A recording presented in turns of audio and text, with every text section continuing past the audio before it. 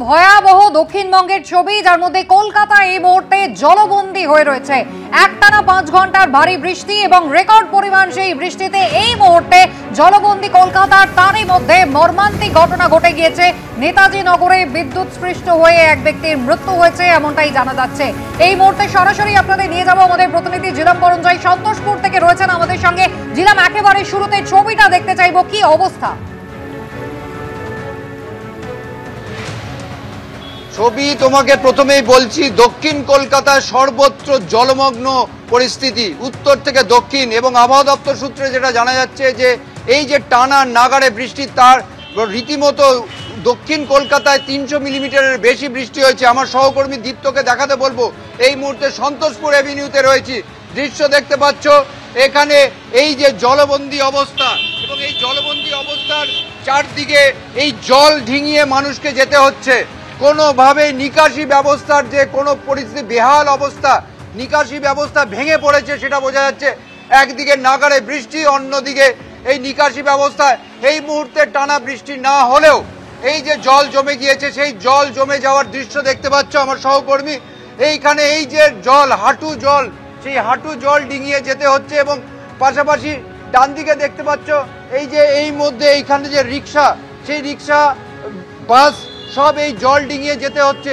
এবং এর মধ্যে দিয়ে যাদেরকে যেতে হচ্ছে আমরা সহকর্মী দেখাতে বলবো যে এই পরিস্থিতি এখানে এই শুধু এই সন্তোষপুর এভিনিউ নয়, উত্তর কলকাতা, দক্ষিণ কলকাতা সর্বত্র একই দৃশ্য। এবং এইখানে এই যে দৃশ্য দেখা যাচ্ছে, রাস্তায় যে জল জমে আছে, সেই জল জমা আজকে ভোরবেলায় যারা প্রত্যেকে কাজে যে যেতে হচ্ছে দেখতে পাচ্ছ, এই যে যাদের টু হুইলার, তাদেরকে কি প্রবল ঝুঁকি নিয়ে যেতে হচ্ছে। এবং যেমন বলছিলে, এর মধ্যে দিয়ে একই সঙ্গে এই যে জলের মধ্যে দিয়ে কোথাও থেকে নিকাশি ব্যবস্থার কোনো বন্দোবস্ত নেই সেরকম দেখতে পাচ্ছ। এই উত্তর কলকাতা কেন, দক্ষিণ কলকাতায়, উত্তর কলকাতার যে দৃশ্য স্বাভাবিক বারবার বলা হয়, দক্ষিণ কলকাতায় যেখানে গত 20 বছরে এরকম দৃশ্য দেখা যায়নি, তেমনই দেখা যাচ্ছে। এবং তার মধ্যে দিয়েই বাধ্য হচ্ছে মানুষকে যেতে হচ্ছে। এবং এই যে গাড়ি করে যারা যাচ্ছেন, তারা রীতিমতো বাধ্য হয়ে যাচ্ছেন। এবং এখানে যারা রয়েছেন তাদের সঙ্গে আমরা কথা বলবো, বোঝার চেষ্টা করব। দেখতে পাচ্ছ এই জল কমবে কিনা সেটাও বোঝা যাচ্ছে না। সামনের দৃশ্যটা দেখাতে বলবো। একদমই ছিলাম সেই পরিস্থিতি আমরা দেখতে পাচ্ছি, একাধিক রাস্তা একেবারে জলের তলায়, রাস্তা না নদী বোঝা দেয়। আর এরই মধ্যে একটি মর্মান্তিক ঘটনা, নেতাজি নগরে বিদ্যুৎ স্পৃষ্ট হয়ে এক সাইকেল আরোহীর মৃত্যু হয়েছে। আরো বিস্তারিত এই ঘটনা সম্পর্কে জানাবেন প্রতিনিধি হিন্দল দে আমাদের সঙ্গে রয়েছেন। হিন্দল,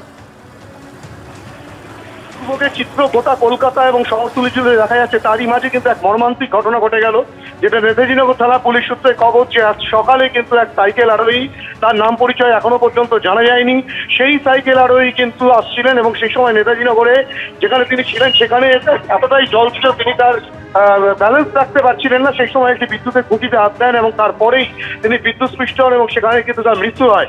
এই গোটা ঘটনায় স্বাভাবিকভাবেই কিন্তু এখনো পর্যন্ত তাকে উদ্ধার করা সম্ভব হয়নি। সিইএসসি কে খবর দেওয়া হয়েছে, সিইএসসির কর্মীরা আসার পর, বিদ্যুৎ সংযোগ বিচ্ছিন্ন করার পর তারপরেই কিন্তু সেই ব্যক্তিকে উদ্ধার করা সম্ভব হবে। কিন্তু পুলিশ সূত্রে বলা হচ্ছে সেই ব্যক্তির মৃত্যু হচ্ছে। স্বাভাবিকভাবেই জলযন্ত্রণা যেমন রয়েছে, ভোগান্তি যেমন রয়েছে, তার মধ্যে এই মর্মান্তিক মৃত্যুর ঘটনাও কিন্তু সামনে এলো নেতাজিনগরের খাস কলকাতায়। এবং তাকে উদ্ধারের চেষ্টা চালাচ্ছে পুলিশ, তেমনটাই পুলিশ সূত্রে খবর। এবং এই ঘটনায় স্বাভাবিকভাবে এলাকার মানুষজন রীতিমতো আতঙ্কিত। এবং কোথায় এভাবে বিদ্যুতের তার খোলা রয়েছে বা বিদ্যুৎ যে কোনো সময় বড়সড় বিপদ ঘটে যেতে পারে, সেই আশঙ্কাতে কিন্তু এলাকার মানুষজন। একেবারেই হিন্দল, বড় দুর্ঘটনা ঘটবে এরকমটাই আশঙ্কা কিন্তু করা হচ্ছিল। এবং একজন সাইকেল আরোহী, তিনি ব্যালেন্স রাখতে পারছিলেন না এই প্রবল জলে, এবং একটি বিদ্যুতের খুঁটিতে হাত দিলে বিদ্যুৎ স্পৃষ্ট হয়ে তার মৃত্যু হয়েছে। মর্মান্তিক এই ঘটনা ঘটেছে। 5 ঘন্টায় রেকর্ড বৃষ্টি বলছে কলকাতা পুরসভা। রাস্তাঘাটের অবস্থা কিন্তু এই মুহূর্তে একেবারে ভয়ানক। ইএম বাইপাসের চেহারাটা আপনাদের দেখাবো। 8টা বেজে গিয়েছে, ইতিমধ্যেই মানুষজন অফিস কাছারি, স্কুল কলেজের জন্য রওনা দিয়ে দিয়েছেন। সৌমিত্র রায় আমাদের সঙ্গে রয়েছেন সরাসরি। সৌমিত্র, কুসুমিতা, দেখো, তোমাকে আমার সহকর্মী হিন্দল দে যেমনটা বলছিল যে নেতাজিনগরে বিদ্যুৎ পৃষ্ঠ হয়ে একজন মারা গিয়েছে। আমি যেখানে রয়েছি বোসপুকুর তালবাগান অঞ্চলে, তুমি দেখো একটি মিটার বক্স খোলা অবস্থায় রয়েছে এবং মিটার বক্স কার্যত জলের তলায় চলে গিয়েছে। স্থানীয় বাসিন্দারা যেমনটা দাবি করছেন যে আজ ভোর 4টে নাগাদ এই মিটার বক্স, যে ছবি তুমি দেখতে পাচ্ছ আমার ক্যামেরা পার্সন প্রীতম চক্রবর্তী দেখাচ্ছে, এই মিটার বক্সে আগুন ধরে যায়। ফলে কলকাতা শহরের এরকম একাধিক মিটার বক্স কিন্তু ঝুঁকিপূর্ণ অবস্থায় রয়েছে, ভয়াবহ অবস্থা রয়েছে, যে কোনো মুহূর্তে বিপদ হতেই পারে। এই ছবিটা তোমাকে আমি দেখাচ্ছি। বোসপুকুর বোসপুকুর তালবাগানের ছবিটা, মিটার বক্সে কার্যত জলের তলায় চলে গিয়েছে। এবার তোমাকে রাস্তার ছবি দেখাবো। দেখো এই বোসপুকুর তালবাগান এলাকার যে ছবি, যে রাস্তা, এটা রাস্তা না নদী দেখে বোঝার উপায় নেই। এবং আরও একটা মন খারাপ করা ছবি, সেটা হচ্ছে যে যেখানে আমি দাঁড়িয়ে রয়েছি এখানে বোসপুকুর তালবাগান সার্বজনীন দুর্গোৎসব, সেই দুর্গোৎসবের যে প্যান্ডেল, সেই প্যান্ডেল একেবারে ভেসে গিয়েছে, সেই প্যান্ডেলের মধ্যে জল ঢুকে গিয়েছে।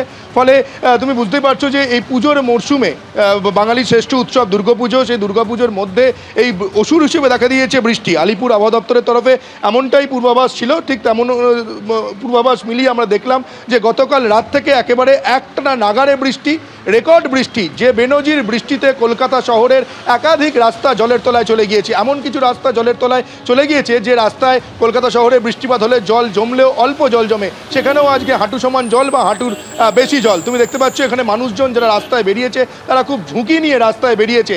এবং যে আমরা আসার পথে দেখতে পেলাম যে কসবা পুলিশ স্টেশন, সেই কসবা থানার মধ্যেও পর্যন্ত জল ঢুকে গিয়েছে। ফলে গোটা রাস্তাটা একেবারে জলের তলায় চলে গিয়েছে।